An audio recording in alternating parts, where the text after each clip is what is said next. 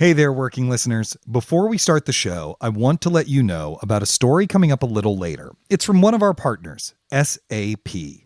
AI comes at you fast. If you don't get reliable and relevant advice, your business might miss out. Whether you're looking to automate tasks or embed AI in your business processes, SAP can help. To learn more, head to sap.com/AI and stick around for expert advice on how to embrace AI with confidence.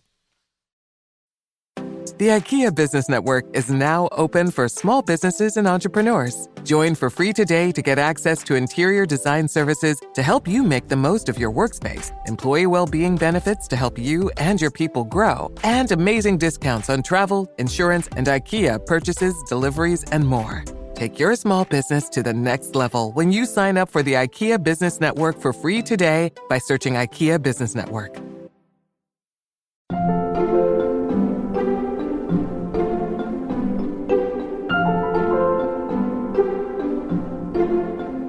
I think that a lot of times the sound design aspect is just me in this chair, and the sun goes down, and the sun comes up, and the sun goes down, and I'm still sitting in this chair, and then you send a mix. Yeah. And then the notes come in a Google Doc. So it can feel very solitary. Welcome back to Working. I'm your host, Isaac Butler. And I'm your other host, Ronald Young Jr. Ronald Young Jr., tell us about whose voice we heard at the top of the show. Isaac Butler, that is the Reverend John DeLore. He is an accomplished producer and sound designer of varied audio projects, as well as an amazing story editor. That's awesome. And if I remember correctly, you've actually worked with John before, right? Yes, this is a bit of home cooking.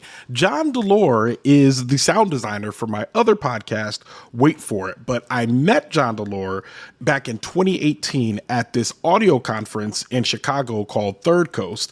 Back then, I was just a part-time audio producer trying to make it, and a big fan of some of John's work that he had done at this other company called Gimlet on a show called Reply All, which I'm sure people are familiar with. Have you heard the show, Isaac? Yeah, of course. The other thing is that, and I almost don't want to forget this, John DeLore composed the theme song for Death, Sex, and Money, our sister podcast here at Slate. So you probably have heard his name from the credits of that show as well. You're welcome, Anna Sale. You are welcome, Anna Sale. So beyond the fact that he's a polymath and extraordinarily talented, why did you want to have him on the show today?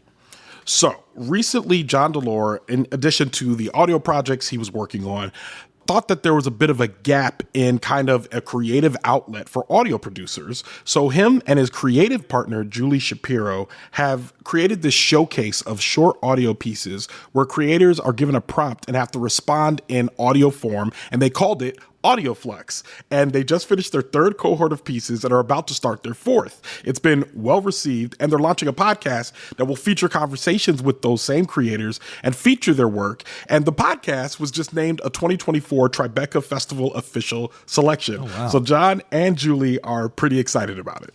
That's incredible. And I'm just going to go out on a limb here using my psychic powers that I was born with, like Charles Xavier.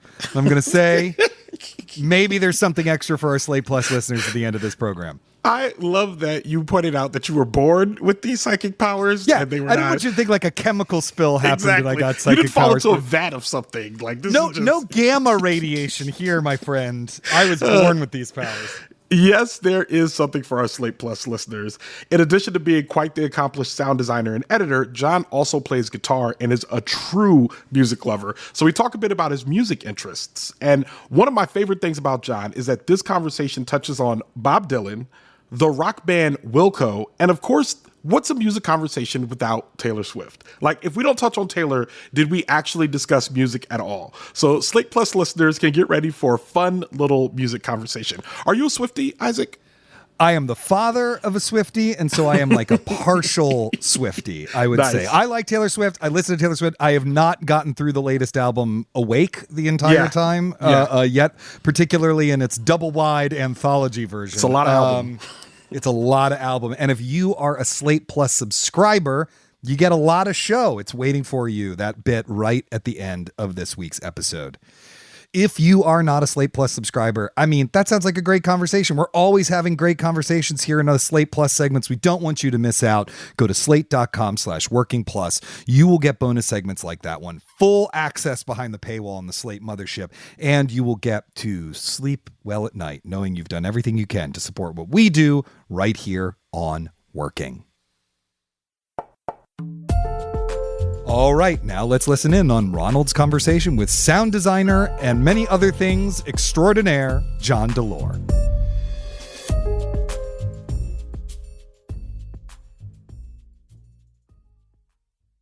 We've all been there. You have a question about your credit card. You call the number for help and can't get a hold of anyone. If only you had a Discover card. With 24/7 US-based live customer service from Discover, everyone has the option to talk to a real person anytime, day or night. Yep, you heard that right, a real person. Get the customer service you deserve with Discover. Limitations apply. See terms at discover.com/creditcard. So who are you and what do you do? My name is John DeLore, known to some as the Reverend John DeLore, and I am a producer, an audio producer, editor, sound designer, mixer, musician, just all-around audio lover. I know you as sound designer extraordinaire John DeLore. You know, you've had a long history of making music and making sounds and mixing things, including making the theme song for our sister podcast, Death, Sex, and Money.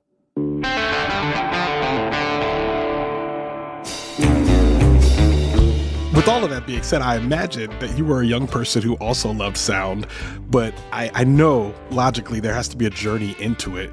So could you tell me your earliest memory of falling in love with audio and sound? Does that exist? How did this happen?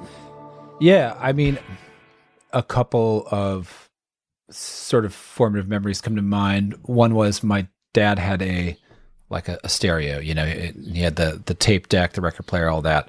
But he used to, you know, plug in the microphone and get all the kids once a year, even when they were babies. He would record a little bit of audio with us, but then he would ask us questions. And so it was always fun to sit down. And the thing that I remember was the VU meters, you know, like they were like the real physical VU meters with needles that would sort of, and he would check the levels and then he'd, you know, set it. But to watch how my voice as a kid would make that VU needle sort of jump, yeah, I thought was just absolutely fascinating. Do you feel like your growing up with this type of sound has impacted your understanding of the fidelity of audio? Because I know, I don't want to call you a sound snob, but I want to say that you are definitely aware. You can. Well, I think snob is like kind of meaner, so maybe it works. But I'm saying like you are a person that's aware of the sounds that are going on around you at any given time. I mean, with great, you know, skill in sound design comes great responsibility. What's that like? Like, do you ever feel like Superman where you're just listening to everything at once? You're like, it's too much. No. And in fact, like I do really care about sound and fidelity and have been in position as like a technical director with Studio 360 back in the day, or, you know, doing stuff for WNYC News where like you're going to go out and collect it. And I'd be like, we're going to make sure we have the right wind filter, we're going to have the right mic for outdoors, we're going to have the overcoats, we're going to have the levels will be set, we'll get proximate audio, we'll get stereo audio. I take care in gathering all of those things. So I think fidelity is important when you're gathering things, but I also have the experience that like people are like, I'm sorry, all I had was my iPhone. And I'm like, it sounds great. And like, I'm sorry, like the microphone was like so far away. I'm like, yeah, but you took us there. Or like, oh, it's a little low res, you know, that tape wins if it's in the right place and if it's getting the right people. I just love audio textures. And, you know, I was saying to someone the other day, like telephone tape, old phone tape, yeah, is like hyper compressed and like, you know, it's really low res audio, yeah, but it has got an incredible amount of emotional content. Yes, it does. So, you know, I don't know, all sounds welcome. I know something that you care about a lot in our discussions with mixing, even wait for it. There's stuff that we've talked about in terms of audio quality, in terms of recording, whether that's outside, inside. Yeah. I love that you think about all of those things.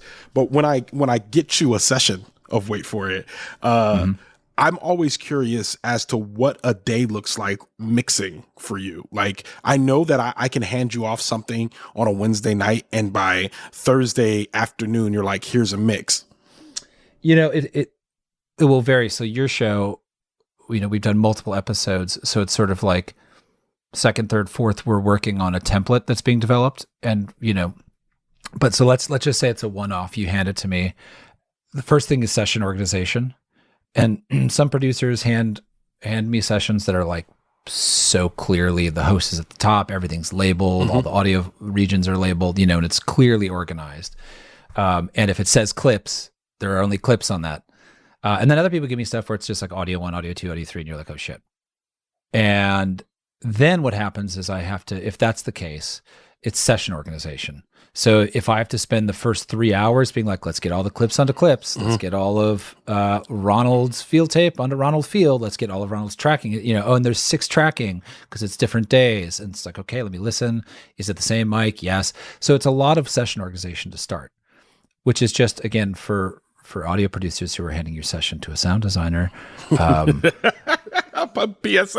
The more, it's like if you're going to ask somebody to sound design something, session organization is just, do it. Because then we don't spend the first 3 hours doing that. We can jump into the creative stuff. Exactly. We can jump in, and that's what happens next is, once I start getting into it, I start with the host. And I'm trying to listen to the voice and work on EQ and compression to get it where it's feeling nice and steady. Yep. Because that's always the heart of things.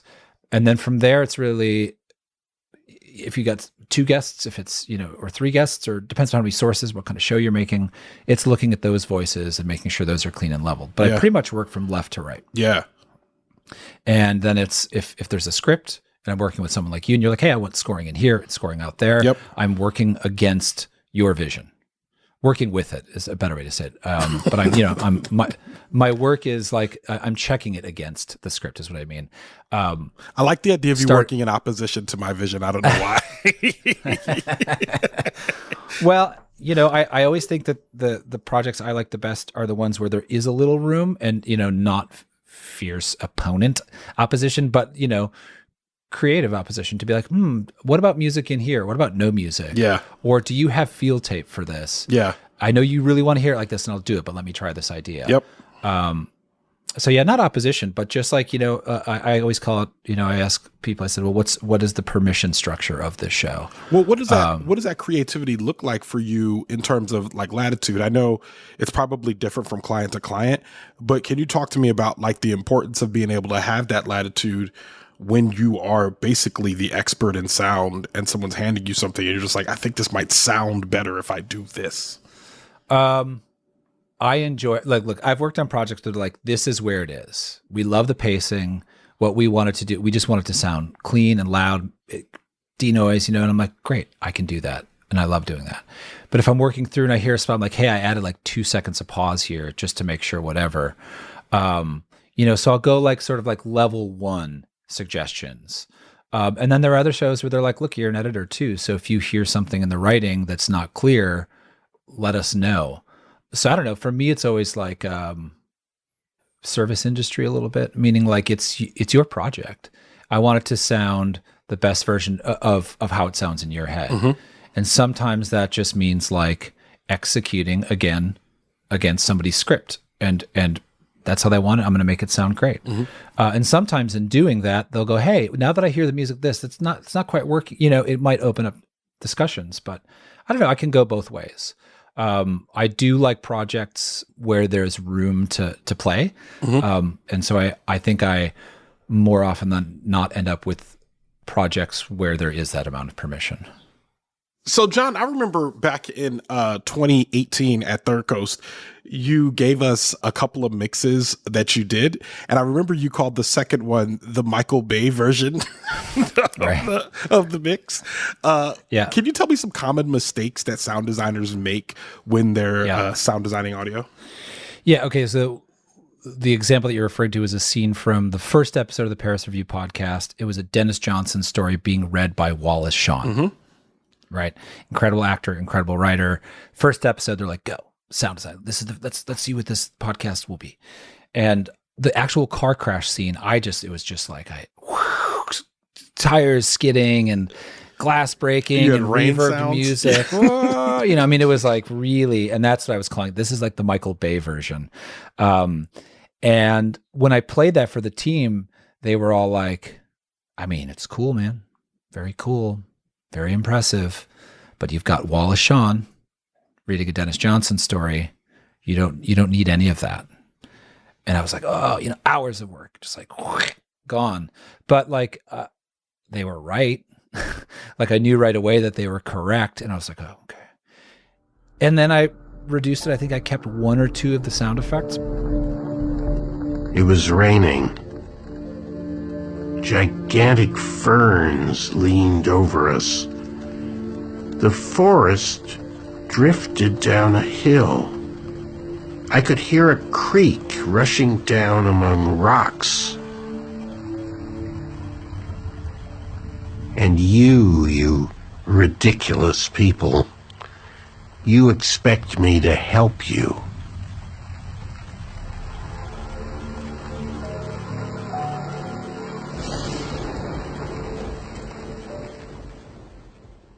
That was like one of those moments where it was like, you keep learning that like, just because you can in sound doesn't mean you should. If you've got good tape, let the tape breathe. I learned so much just in that one instance, but it was also, I think like when you stripped all of that sound back, the other thing that I remember in that story is Wallace Shawn has like the pace. He's a legendary actor. His sense of pacing and his read was so good. And so I think that's the other thing that, my takeaway from making that season, and I think my takeaway just in general for sound design is that like pacing is kind of everything. I mean, yes, there's scoring and then there's like making sure the edit points are clean and all of that.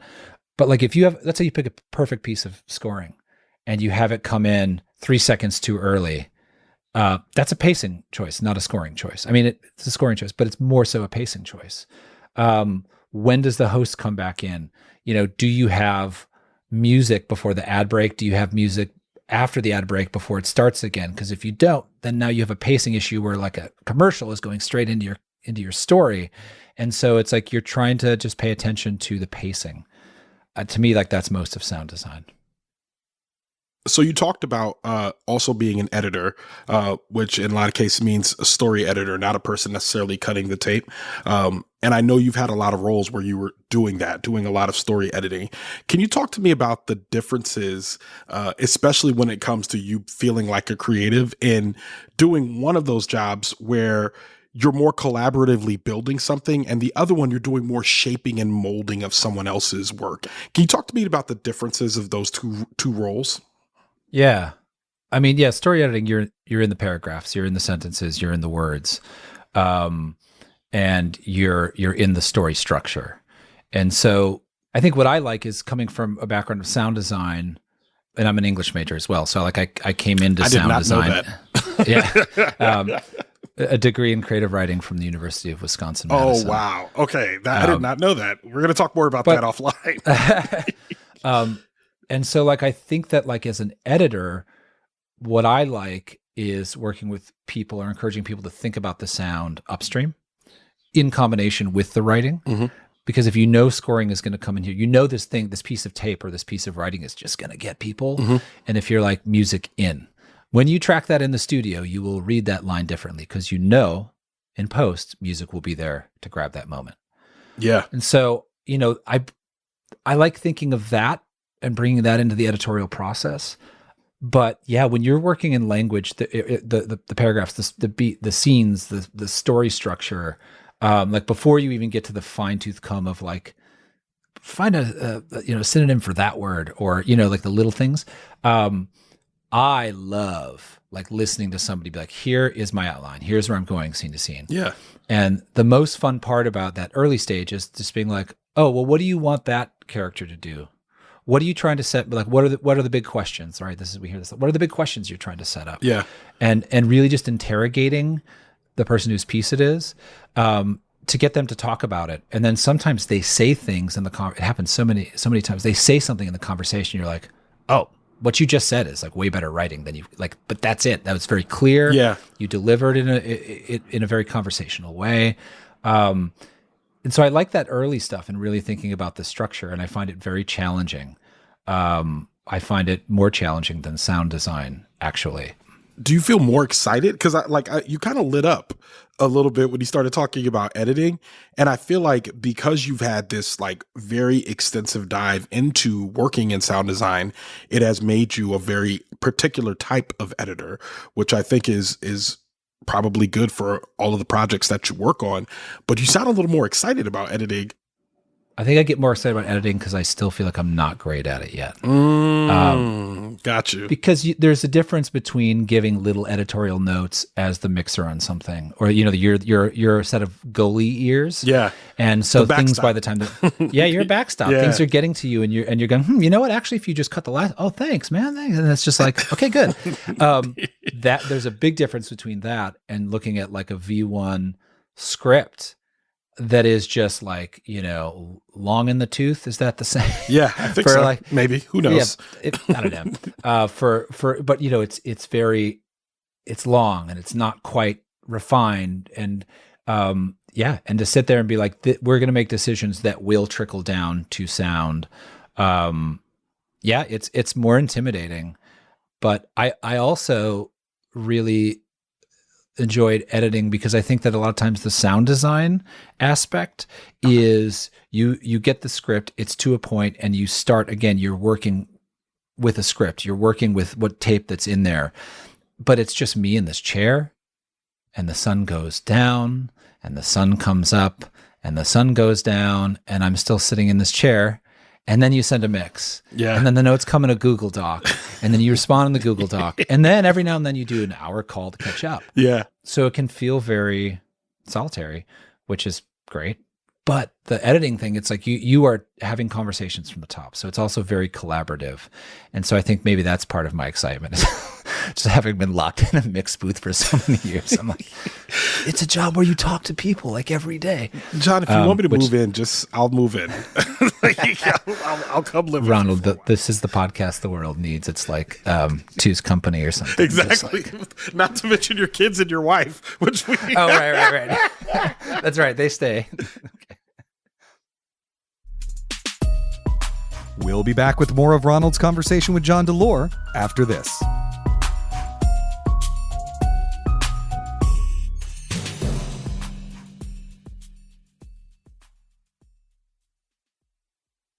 This podcast is brought to you by Slate Studios and SAP. AI is moving so fast. If you don't get reliable and relevant advice, your business might miss out. Welcome to Dear Artie, an advice column from SAP, where we tackle the tricky questions at the intersection of AI and business. Let's meet our expert.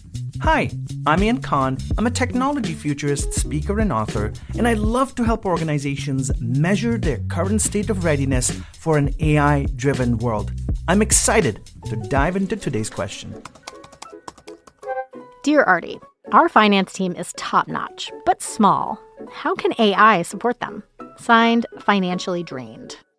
Well, financially drained, a lot is happening in finance and AI, and the possibilities are endless. First of all, AI can help your finance team analyze massive amounts of financial data faster than any human or a team of people could do. Second, it can help perform functions on data through algorithms. This can connect different systems together and really simplify decision-making for your finance team. And last but not least, AI can help reduce the time needed for data to provide insights so that your leaders can make faster decisions. Embrace AI with confidence. Head to sap.com/AI to learn more. This podcast is brought to you by Progressive Insurance. Whether you're driving, cooking, or doing laundry, Progressive knows the podcasts you listen to go best when they're bundled with another activity, much like how their Progressive home and auto policies go best when they're bundled. Having these two policies together makes taking care of your insurance easier and could help you save too. Customers who save by switching their home and car insurance to Progressive save nearly $800 on average. That's a whole lot of savings and protection for your favorite podcast listening activities, like going on a road trip, cooking dinner, and even hitting the home gym. Yep, your home and your car are even easier to protect when you bundle your insurance together. Find your perfect combo. Get a home and car insurance quote at progressive.com today. Progressive Casualty Insurance Company and affiliates. National average 12-month savings of $793 by new customers surveyed who saved with Progressive between June 2021 and May 2022. Potential savings will vary.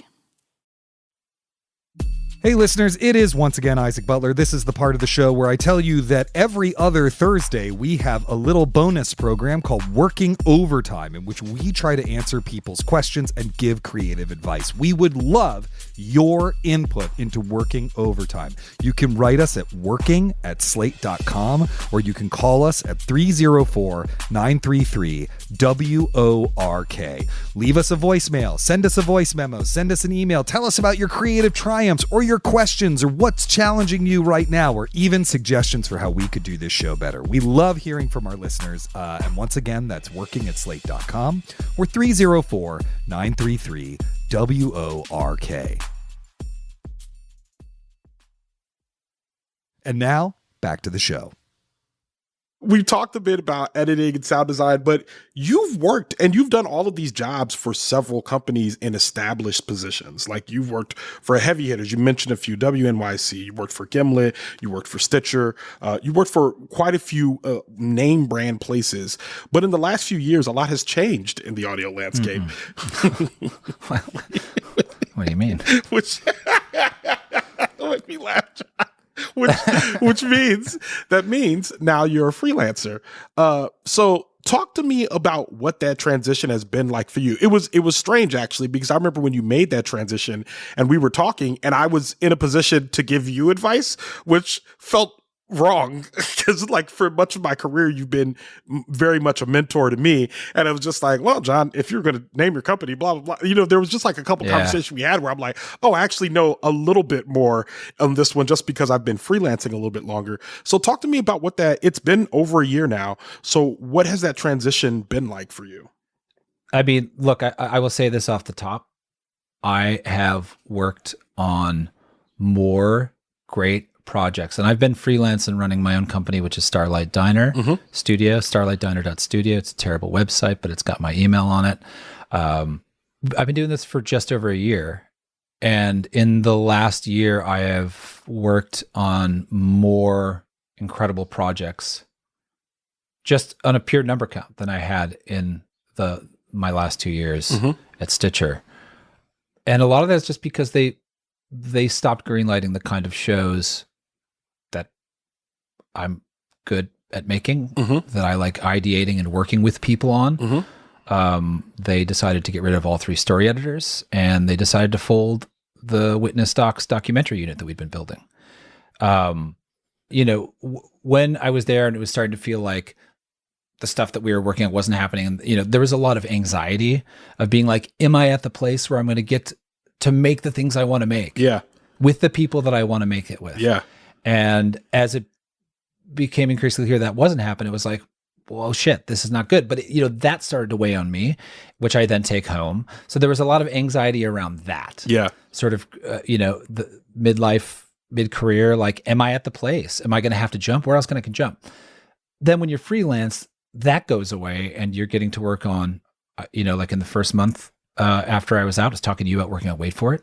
I was talking to Bianca Gavert and sound design and mix the second season of Constellation Prize. So suddenly it was like the anxiety over not feeling fulfilled creatively, that was gone. Which made me a little bit happier around the home, but it's replaced with the anxiety of, oh, I've got to make money to pay for insurance and the mortgage and the groceries. Yeah. And like I got to go out and like be like, hi, I'm freelance. Do you have work? I would love to mix something for you. I would love to edit. And so suddenly it's like you're out there and you have to sort of market yourself, which is like, oh God, you're very good at it. And like, it makes me want to like bathe. Like just having to like go out and be self-promotional is very difficult. Yeah. I think for a lot of people. It's like, so I remember talking to you about that. It's like, how do you, like the things I talked to you early on were like, how do you make it work? You're doing it, but like also like, company name, presence, how do you reach out for work? How do you, how do you bid for work? Yeah. And not feel like you're underselling yourself. Cause then you're nervous. You're like, if I go too high, I'm not going to get the job. Yeah. So there was a big shift, and I'm a year in and I'm still learning how to make it all work. I think the one thing that I always admired and was a little bit envious of you is that you have a very particular set of skills that I think put you in demand in a very specific way that I think is helpful for you, which is sound design, which is like, even if there's ever a chance that you don't get to do the thing that you are excited about doing, like let's say editing, there's a way in which you can fall back on some of the skills that people neglect. But when they hear you do it, they're like, oh no, this is valuable. We definitely have to pay for this if we don't pay for anything else. And I just was wondering if you had seen that in your travels of freelancing. Oh yeah. Yeah, absolutely. And I think that, again, like we were saying before, that's why I end up in projects where there is a little bit of latitude and room for collaboration. Mm-hmm. People are like, here's the tape. Do you want to have fun? Like build the first scene. I just want this in here and maybe the music out. And I'm like, great. Yeah. I love that. I absolutely love that. And I think that, I don't know, like we cannot like understate how valuable it is to feel creatively fulfilled. Yes. And also I will say the other thing that I've realized is that, I was like, I'm freelance. I don't have any colleagues. Now it really is just me in this room, and now like a year later, I'm like, I have so many colleagues. You have so many colleagues. Yeah. Yeah. So it's like, it's sort of realizing that. And I don't think I didn't really understand that. And I like a year later, I'm like, oh, I have colleagues. I have people that I call with questions about contracts, about, I have friends that I call and I'm like, hey, will you listen to this thing I tried? You know what I mean? It's great. And so I really, have really come to love like the freelance, the independent audio community. And not to say that there aren't great people who aren't independent. And I still think there are people who are in the big shops who I consider colleagues and still talk to. Yep. So I don't know. In a way, I feel like getting laid off, like I have more colleagues than I did before. I think that's 100% true. You realize that like all of a sudden your colleague and the title and the definition of colleague expands a lot more. I want to go back to what you were saying about feeling creatively fulfilled, because you've checked a couple of boxes. You're doing the projects you like, even though it's probably a little bit, there's more strategy going into planning and making sure that you're paying the bills and all that.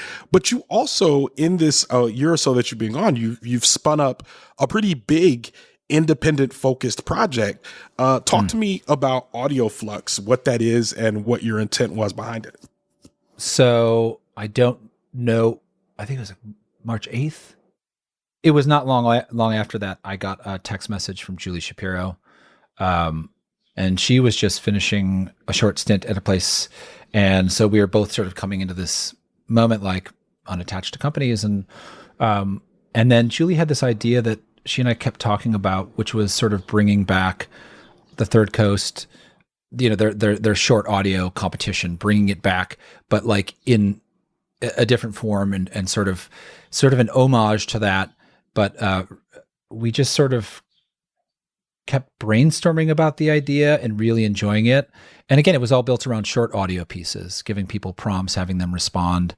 And we were like, well, we should try this. Let's get a timetable. And we were thinking we would launch it, 6 months later or something like that. And then we got some funding from the Independent Media Initiative. And they were like, well, do you think you could generate this by this fall for our IMI Fest? And so we sort of accelerated and did that and invited 6 makers. We partnered with Wendy McNaughton, It's always it's strangely hard to describe what audio flux is. Who was also a guest on Working, Wendy McNaughton. She was my first interview on Working. Oh, she is a genius. She is. And so Julie had a relationship with Wendy, and we said, hey, we're going to do this thing for this fall. So what we do is we partner with a creative partner. Wendy McNaughton was our first. She's an incredible artist, illustrator. But so with Wendy, we developed 4 prompts. Well, one prompt is the piece can only be 3 minutes. And then there were 3 other prompts where, it has to reference the theme of letting go. And then a couple other prompts that sort of were, directed by her work. Yeah. Or inspired by her work. We gave those 4 prompts to 6 makers. We had Aaron Edwards, Gregory Warner, Chloe Prasinos, Megan Tan, Yoe Shaw, and Matilde Urfolino. Mm-hmm. And we said, all right, you guys have 6 weeks to make a 3-minute piece in response to this. And then we're all going to go together to Austin, Texas and present them. Yes. And that was part of our idea, was like, if we're going to make these, we want to have a room full of people listen to them together with the makers in the room. Yes. And I was in that room. It was incredible. Yes. Yeah. It was great, and it was like our first iteration of it. And friendships happened, great audio happened. But, in a nutshell, like what we wanted was to create a space where makers could experiment, could play, could, a couple people in the first cycle said, I've never had the chance to do something personal. And they got to do it in 3 minutes. Yeah. And we've had people say, well, yeah, I want to try a scripted thing. I haven't done a scripted thing. They did a scripted thing. So like, we want it to be that space where makers, again, can feel creatively fulfilled, and also where they can be creatively fulfilled by each other's company and each other's feedback and by being in a room together. And so, yeah, we started talking about that like in April of last year, 2023. And now a year and a few months later, we just presented our 3rd circuit at Tribeca. We did our 2nd circuit at On Air, and our 4th circuit will debut at Resonate this fall. So it's been great. Busy, but great. John DeLore, thank you so much for being on Working. Thank you, Ronald Young Jr.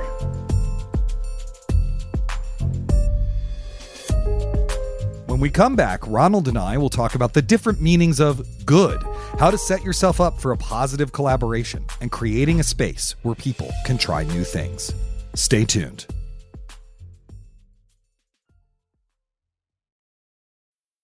The IKEA Business Network is now open for small businesses and entrepreneurs. Join for free today to get access to interior design services to help you make the most of your workspace, employee well-being benefits to help you and your people grow, and amazing discounts on travel, insurance, and IKEA purchases, deliveries, and more. Take your small business to the next level when you sign up for the IKEA Business Network for free today by searching IKEA Business Network. Ronald, I just loved this conversation. You and John clearly have a deep collaborative connection built over your projects together, and it has led to a really illuminating interview. I wanted to start with this thing that John said about audio quality, right? That he's an audio quality snob, but also that there's all different kinds of good audio, quote unquote, right? There's the good audio of like you have the perfect windscreen and the pop filters in place and you've got pick the right microphone for outdoors, but there's also the good quality of it sounds, there's a lot of noise on it, but it sounds really immediate and it gives you a sense of what the world is like, right? It gets us to the emotional truth of that moment. It's a really good reminder for all of us who make things that good is contextual. And that's not just true of audio. Sentences, brushstrokes on a canvas, camera angles, they all exist in sequence. And so there's no such thing as just good. You know what I mean? I'm wondering how you think about good and about finding the right aesthetic gesture for the moment when you're making your own work. So for me, it's always about a feeling. It's always about not just the idea of seeing something and judging it as good or not. It's about the feeling that whatever I'm creating evokes in me and in people who listen or watch whatever that I'm making. So if I can evoke good feelings in myself, I think oftentimes that I can expect that other people will also share in those feelings when they share in the work that I've created. So when I think about what's good audio, for instance, there was an episode I did in season 1 of Wait For It where I heard something on tape. I heard it being recorded and I immediately knew it was good tape because of the way that I felt. And that same piece of tape made it through editing, it made it through production, right. It made it into the episode. And that piece of tape is what people have been coming back and being like, hey, this one part of the show where this thing happened, oh my God, that really did something to me. So I think it's for me, I lead on how I feel when I'm making it and hope to share that feeling with listeners. Totally. And sometimes that might not be the most pristine piece of audio, right? Correct. Sometimes it's something, but there's something about that muddiness that grabs you, right? Exactly. And you have to just know it and, like I said, feel it. Yeah, totally. You know, I've collaborated on a lot of things over my career, including this podcast. You know, you, me, and Cameron are collaborating on this episode, et cetera, and so forth. Yes. I really loved this thing where John asks what the permission structure is for his work on a project to basically know how much creative freedom he has and how much creative input he's going to have. That is such an important question to ask, particularly when you are not the person in charge, when it's not your name on the thing, right? But it's also a good reminder that when you're collaborating on something, it's really helpful to lay out in advance everyone's expectations for that collaboration and how it is supposed to work. At the same time, though, that conversation is often happening at the very beginning of the process. And if it's with someone you haven't worked with before, everyone's going to sort of be nice about it, right? And actually, that's the moment when you really need to not be quote unquote nice. You need to be kind, but you need to be honest. How do you get over that and have that conversation with your collaborators if you haven't worked with them before? I think when you get too deep in the weeds of work, that's when, you know, real emotions start coming through. When the deadlines are there, when you have to get this thing cut, you have to get this thing produced, when you have to get whatever this piece of work is out the door, that's when emotions start being high. You really want to have conversations long before those emotions come in.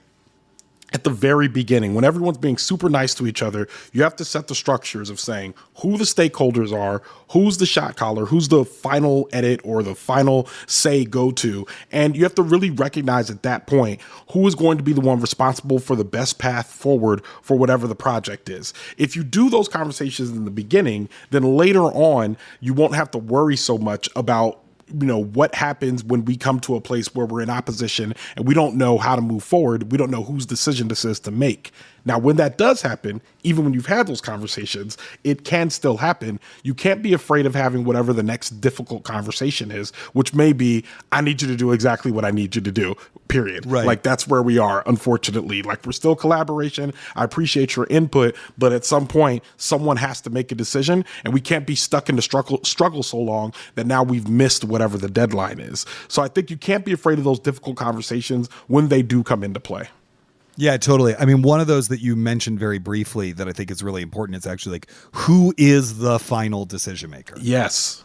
Right? Because you can get really lost in like, well, what if it was this one? And sometimes someone just needs to actually pull that rank and be like, we all agreed I would make this decision, and I am at the point where I'm ready to make this decision, you know, and hopefully they feel respected and heard, even if they disagree and, you know, blah, blah, blah, blah, but sometimes they don't, right? That's when the emails start getting real terse and you just started using more periods and less exclamation points. Oh boy. Oh yeah. When the exclamation points disappear from the emails, watch out. Your collaboration is about to run aground. Exactly. At that point, let me just do what you asked me to do. Exactly. I was really curious about this, you know, podcast prompt showcase in the playwriting world. It's actually called a clam bake, where, you know, you give someone a prompt and some rules, a group of people the same prompt and rules, and they go off and make something and come back with it. The playwright Paula Vogel came up with that term. It's called a clam bake in theater. So I'm going to call it a podcast clam bake. All right. I like that. He and Julie Shapiro, his collaborator, have come up with. It sounds really wonderful. You mentioned that you have been at least one of them, the one that he did in Austin. Could you just talk about it from your perspective and what it was like? Oh, it was outstanding. So we went to this event called the Independent Media Initiative Festival. So it was an IMI Fest, and that's where Audio Flux premiered. And there were these creators that I had worked with or had heard their work before, all audio creators, and they each had a 3-minute piece. And it was so cool because we all sat in the room together and listened to each 3-minute piece, because 3 minutes isn't very long. So we listened to each 3-minute piece, and then we were able to like sit in the room with the creators and ask them questions, follow up with them, and kind of interact with them after listening to the pieces. And it was incredible. The prompts were great, and I was so blown away by how beautiful folks can make 3 minutes sound. They're just very efficient with the use of time, and they're just beautifully produced. I had a great time being in the room and a great time talking to the creators afterwards and kind of asking them how they arrived at whatever conclusions that they arrived at for each one of the projects that they made. So it was a lot of fun, and I think it's effectively doing exactly what they want to do, which is inspiring creators to make very innovative audio. That's so awesome. And it is so true that artists need these spaces and opportunities where they can just try things out.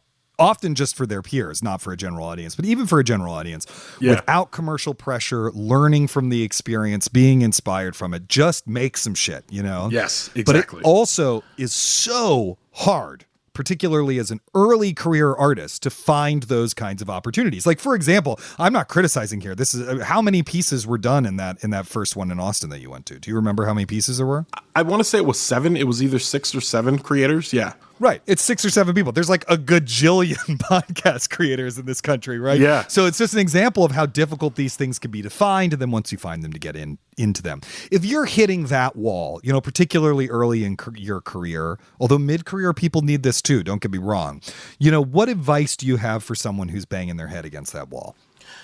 You know, there's the space that you need to actually be creative. And I think a lot of creatives need to have relationships with other creative people, whether they are collaborative or otherwise. You need to be in relationship and discussion with other creative people to get the juices flowing.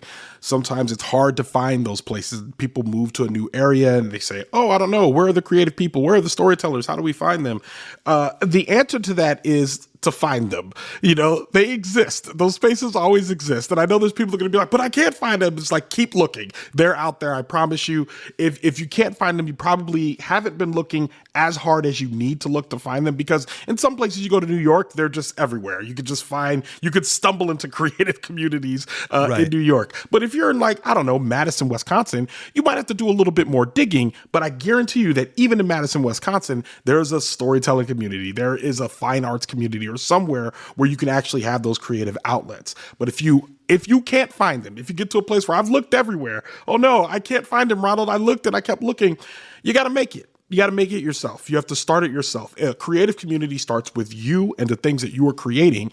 And then it becomes collaboration when you start accepting and sharing other people into the fold who are also creating and making those things as well. So those things always exist. For me, learning how to make podcasts, I had to create a podcast. I was listening to great storytelling audio from folks, and I said, I want to do that. And so the way that I did that was just starting my own, which started trash, in the very beginning. And then you just keep iterating, and it gets better and better. So if you can't find it, keep looking. And if you get to the place where I've looked to the ends of the earth and I can't find it, then make one on your own.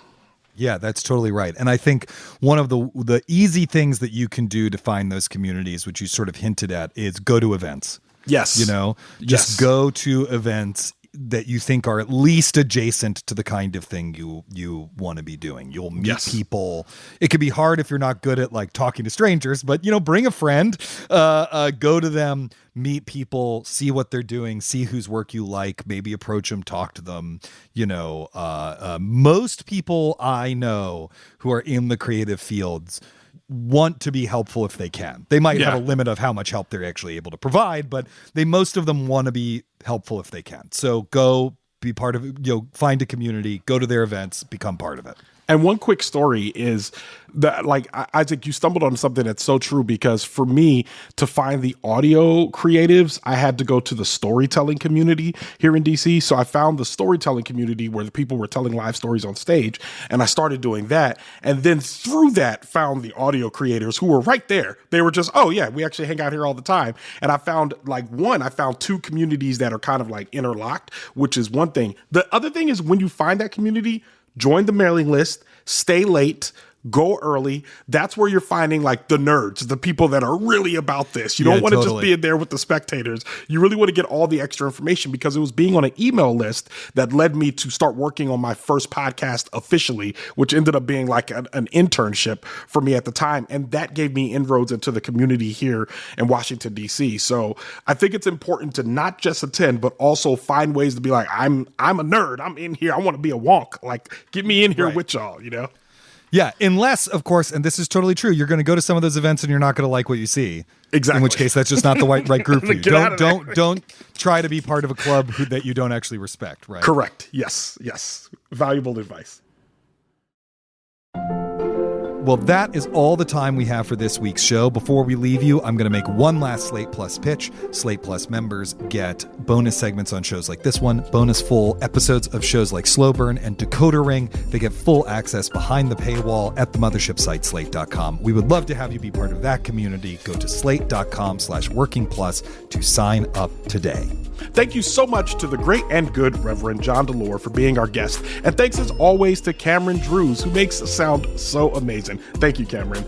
Tune in next week for June's conversation with photographer Jim Sa. Until then, get back to work.